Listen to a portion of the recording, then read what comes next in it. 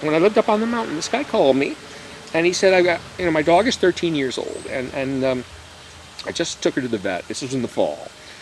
And he says, and the vet said to me, "You might want to consider putting her down because winter's coming, and she may be too frail for another winter."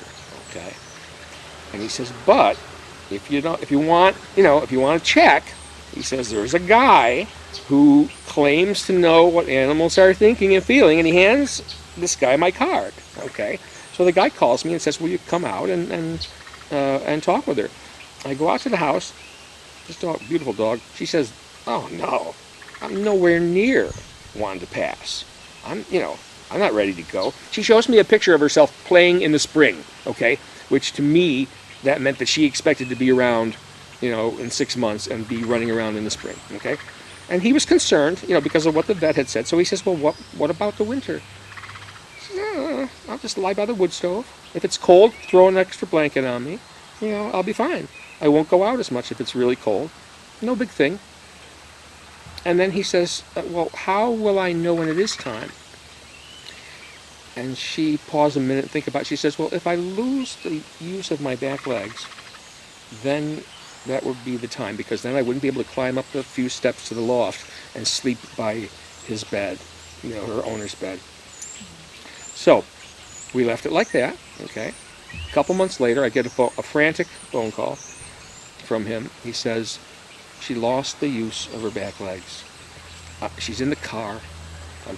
I'm on the way to the vet, and I know what they're going to do when we get there. Could you please just come over and check out with her?" Okay. So I did. I was lucky. He lived just like a mile away, so I drove over there. I went right to the car. I tuned into the dog, and she says, "No, not yet. It's not time." Okay.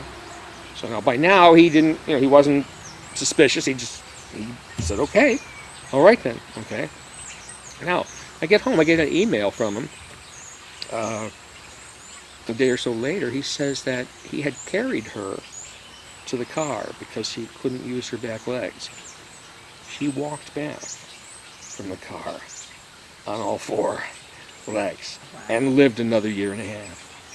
Okay. So there's an example. Now, on the one hand, I would say, well, the vet, thinking that she's going to not be able to survive the winter, I don't know, I'm not sure how I feel about that. But on the other hand, he said he offered the guy another opinion. All right. So here's an opportunity where they got to stay together. And, he knew when it was time that it was time.